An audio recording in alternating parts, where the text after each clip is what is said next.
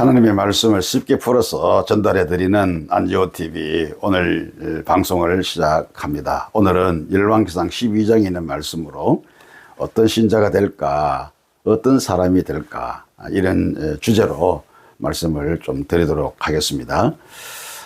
이스라엘의 그 솔로몬 왕이 죽고 난 다음에 그 아들 르호보암이 아버지의 뒤를 이어서 왕이 되었는데, 그는 아버지 솔로몬 왕보다 더 억압 정치를 하고자 했습니다. 그랬더니 이스라엘 백성들이 당신에게서 우리가 기대할 것이 없다, 이렇게 생각하고 이 솔로몬의 신하였던 여로보암을 중심으로 그를 세워가지고 이스라엘 나라, 그러니까 북쪽 사마리아를 수도로 해서 이스라엘이라고 하는 나라를 분열시켜서 세워버립니다. 그러니까 남쪽에는 이제 르호보암 왕이 유다와 베냐민 지파 두 지파를 가지고 유다라고 하는 나라, 남쪽 유다, 그리고 북쪽은 여로보암이 사마리아를 수도로 해서 북쪽 이스라엘, 이렇게 나라가 분열되어 버렸죠. 오늘 우리가 읽었던 본문에 보면은 중요한 사람, 세 사람이 나오는데, 첫 번째는 바로 르호보암 왕입니다. 이 사람은 교만하고 그리고 오만불손한 그런 왕이었습니다. 왜냐하면 하나님을 외면하고 자기의 지혜를 믿었기 때문입니다. 오늘 본문 18절에 보면 이 르호보암이 역군의 감독 아도람을 이스라엘에 보내서 그들을 해유하려고 한 것을 볼 수가 있어요. 그러니까 북쪽 이스라엘 백성들과 친분이 있었던 이 아도람을 보내서 여로보암에게 잊지 말고 이 르호보암에게로, 그러니까 우리에게로 다시 돌아오라, 이렇게 이제 해유를 한 것이죠. 그랬더니 그들이 이 아도람의 말을 들은 게 아니라 오히려 아도람을 돌로 쳐서 죽여버렸어요. 이 모습을 보았던 르호보암이 혼쭐이 나가지고 급히 수레를 타고 예루살렘으로 도망을 간 것이죠. 그리고 21절에 보면 이 르호보암이 군대 18만 명을 모집해가지고 이스라엘과 전쟁을 하려고 한 것을 또한 볼 수가 있어요. 아도람이 죽고 난 다음에 혼쭐 나서 도망쳤던 르호보암이 깨달아야 되는데, 그래도 깨닫지를 못하고 이제는 군사를 모아가지고 무력으로 이 문제를 해결하려고 한 것입니다.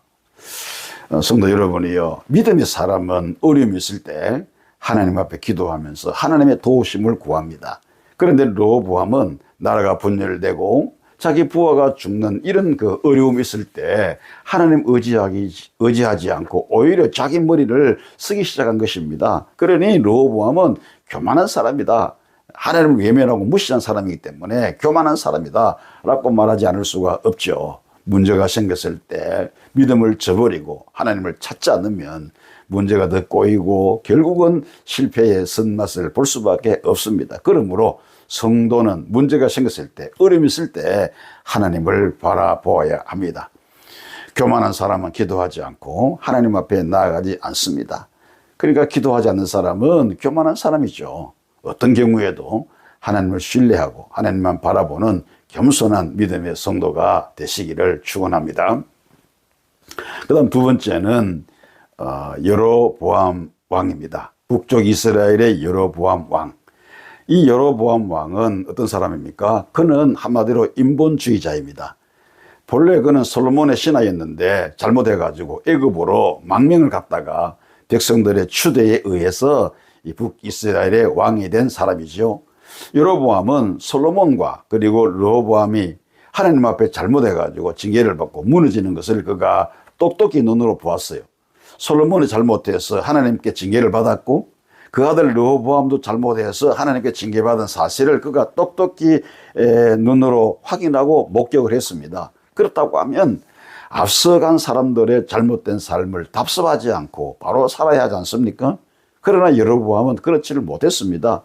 그의 잘못이 무엇입니까? 한 세 가지로 우리가 그의 그 잘못을 우리가 들 수가 있는데, 첫째는 금송아지를 만들어서 하나는 베델에, 그리고 또 하나는 다한에 세웠다는 것입니다. 28절에 보면 금송아지 두 개를 만들어 가지고 하나는 베델에 또 하나는 다한에 세워놓고 이스라엘 백성들을 하여금 그것을 숭배하게 했다는 거예요. 금송아지를 숭배하게 했다는 것입니다. 백성들이 제사를 드리기 위해서 예루살렘으로 가면, 유다의 예루살렘으로 가면 유다 왕에게로 마음이 빼앗길까 봐 그렇게 가지 못하게 하기 위해서 그 이스라엘에 있는 그 베델에다가 그리고 단에다가 금송아지를 만들어 놓고 그것을 하나님이라고 그렇게 숭배하게 했다는 거죠. 아주 잘못된 것입니다. 또 한 가지는 레위인이 아닌 사람으로, 레위인이 아닌 보통 사람으로 제사장을 임명했어요. 이것도 잘못입니다. 31절에 보면 여로보암이 산당을 짓고 레위 자손이 아닌 보통 백성으로 제사장을 삼았다는 거죠. 제사장은 누구의 후손입니까? 아론의 후손, 레위 지파 아론의 후손들이 제사장이 될 수가 있었어요. 그런데 여로보암은 정통 레위인 제사장들을 다 쫓아내 버리고 자기 멋대로 이 제사장들을 세웠다는 것입니다. 엄청난 잘못이죠. 그리고 또 한 가지는 절기를 옮겨버린 것입니다. 33절에 보면 자기 마음대로 유대 원력 8월 15일로 이 절기를 옮겨버렸다는 거죠. 원래 이스라엘의 초막 절기는 7월 15일입니다. 유대 원력 7월 15일이죠. 그런데 이 유대에서 7월 15일은 농사를 짓느라고 한창 바쁜 농번기입니다. 백성들은 절기를 지내면서 무척 분주하게 지내야만 했던 것입니다. 그러다 보니까 추수를 다 못 마치고 절기를 지킬 때도 있었고, 그래서 너무 분주하고 바쁘니까 이것을 간파했던 이 여로보암 왕이 백성들의 인기를 얻고자 절기를 한가한때로 옮겨버린 것이죠. 그러니까 8월 15일 한 달 뒤로 이렇게 옮긴 것이죠. 이것이 바로 여로보암 왕의 악한 일, 그리고 잘못된 일이다 라고 하는 것이고, 이런 행위는 바로 인본주의라는 것이죠. 그리고 세 번째는 스마야 선지자가 나옵니다. 22절에 보면 하나님의 말씀이 하나님의 사람 스마야에게 임했다라고 기록을 하고 있어요. 스마야는 유명한 선지자가 아닙니다. 무명의 선지자입니다. 그러나 그는 하나님의 소임을 다한 하나님의 사람이요, 그리고 하나님의 선지자였습니다. 그는 하나님께 받은 말씀을 그대로 증거했습니다.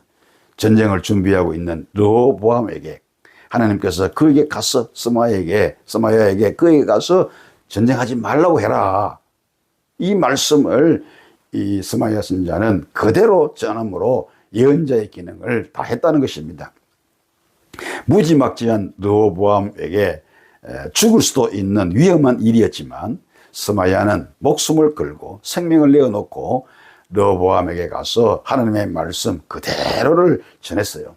그랬더니 이 교만했던 르호보암이 하나님의 역사하심으로 그 말씀을 듣고 순종을 해서 전쟁을 하라고 했던 것을 그만두고 돌아감으로 멸망당할 순간에서 그가 건짐을 받게 되었다는 것입니다. 성도 여러분, 오늘 우리들이 가져야 될 영적 권위가 여기에 있습니다. 하나님의 말씀이 우리에게 전해져 올 때 우리는 그 말씀을 잘 받아서 순종을 해야 하고, 또한 말씀을 바로 전해야 되는 것입니다. 이것이 바로 성도의 권위요, 성도의 힘인 것입니다. 능력인 것입니다. 말씀 정리합니다. 우리는 어떤 사람이 되어야 할까요? 르호보암은 교만한 사람이었습니다. 여로보암은 인본주의자였습니다. 스마야는 무명의 선지자였지만 선지자의 소명을 다한 충성된 하나님의 사람, 하나님의 선지자였습니다. 르호보암처럼 하나님을 외면하는 교만한 사람이 되어서는 안 될 것입니다. 여로보암처럼 하나님 무시하는 인본주의자가 되어서도 안 될 것입니다. 어떤 상황에서도 말씀대로 순종하며 사명을 잘 감당하는 그런 진정한 믿음의 성도가 되어야 할 것입니다. 은혜가 되시기를 축원합니다.